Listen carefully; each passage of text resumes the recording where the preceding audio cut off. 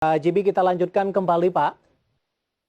Baik. Ya, Oke. menyambung perbincangan kita di segmen sebelumnya Pak Jimmy, tadi ada pertanyaan Pak Giantoro yang ada di Bandung sesuai dengan topik kita hari ini ketika dari beberapa emiten telekomunikasinya mengalami penguatan yang cukup signifikan.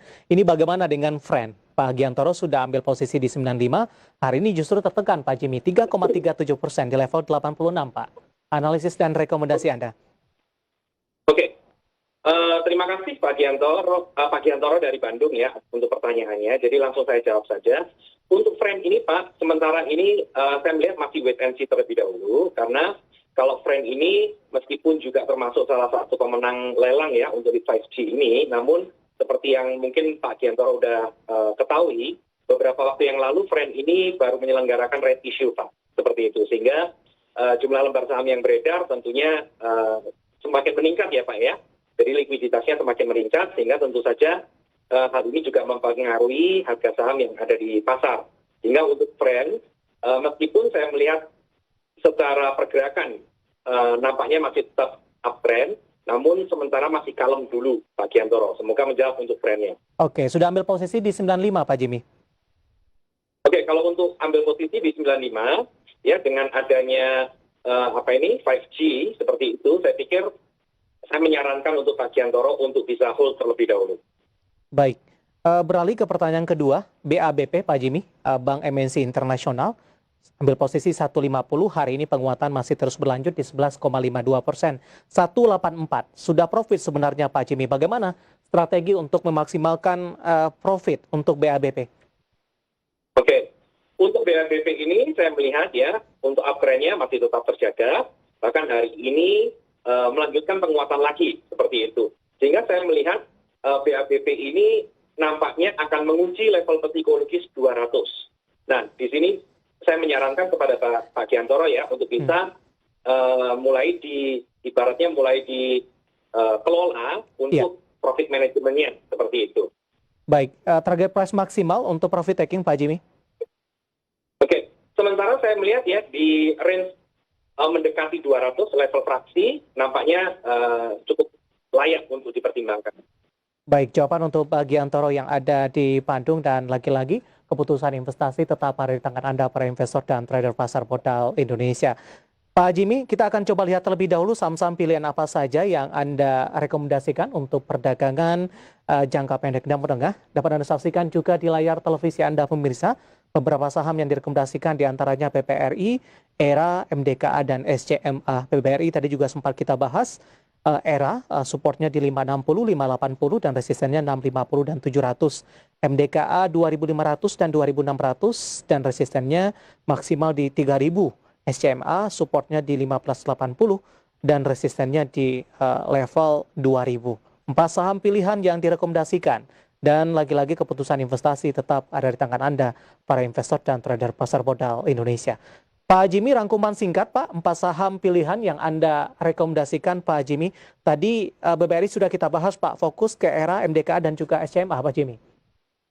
Baik, oke, untuk ERA saya melihat ya, selain di hari Jumat nanti tanggal 4 Juni, ERA akan membagikan dividen atau dividennya, saya juga melihat ERA ini masih berada di fase uptrend-nya. Itulah sebabnya saya merekomendasikan untuk ERA. Kemudian yang kedua yaitu adalah MDKA. MDKA ini selain mengalami penguatan kembali dan akan melanjutkan uptrend, juga didorong oleh kenaikan komoditinya seperti itu. Yaitu adalah emas yang kembali menyentuh level 1.900. Sedangkan untuk SCMA nampaknya penurunan beberapa waktu terakhir sudah terjadi bottom, dan saya melihat sudah akan melanjutkan mulai berbalik arah dari downtrend untuk menjadi uptrend, sehingga perlu dipertimbangkan di samping fundamental dari SCMA juga relatif cukup bagus ya. Baik, menyinggung tadi MDKA terkait dengan kenaikan harga komoditas Antam yang memiliki jenis komoditas yang sama, hari ini justru tertekan Pak Jimmy, 0,41%, 2450.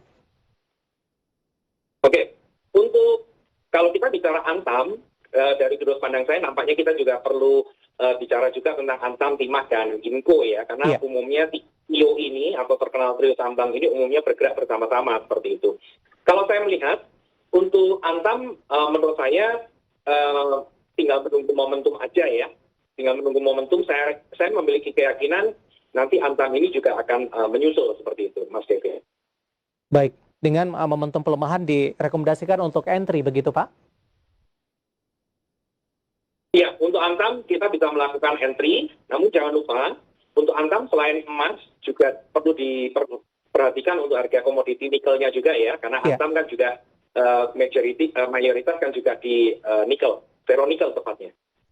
Baik, beberapa saham pilihan yang direkomendasikan oleh Bapak Jimmy Mas Wahyu dan semoga bisa menjadi referensi untuk Anda dan lagi-lagi keputusan investasi tetap pada tangan Anda para investor dan trader pasar modal Indonesia.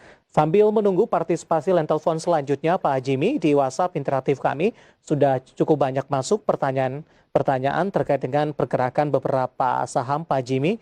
Langsung saja kita akan coba sapa Bapak Rayandi di Bekasi. Terima kasih sudah bergabung bersama kami. Analisis untuk jangka panjang dari saham KAF. Sudah ambil posisi di 2.550 Pak Jimmy. KAF ya? Ya, 2.550 Pak. Oke, kalau kita bicara jangka panjang, untuk pertanyaan dari Pak Raihan kalau nggak salah ya tadi ya. Rayandi Pak Jimmy. Pak Rayandi, oke, Ya. maaf. Untuk Pak Rayandi, saya melihat untuk Kimia Farma ini kebetulan juga kita masih berada di dalam situasi pandemik ya. Jadi saya melihat ada tanda-tanda Kimia Farma ini relatif sudah cukup di bottom. Jadi tentu saja saya berharap Kimia Farma ini akan bisa melanjutkan kenaikannya dan tidak tertutup kemungkinan dengan adanya pandemik ini semoga memberikan kontribusi positif untuk pendapatan dari Kimia Farma. Jadi saya harap secara jangka panjang view saya positif untuk Kimia Farma. Sudah ambil posisi di 2.550 Pak Jimmy. Artinya sudah profit Pak. Penutupan hari ini 2.600, level tertinggi yang sempat disentuh ada di 2.700. Lagi-lagi untuk memaksimalkan profit Pak Jimmy, level yang mungkin bisa diperhatikan Pak. Oke, untuk level yang bisa diperhatikan ya, untuk resisten di kisaran 3.000 sampai dengan 3.200 untuk di bulan Juni.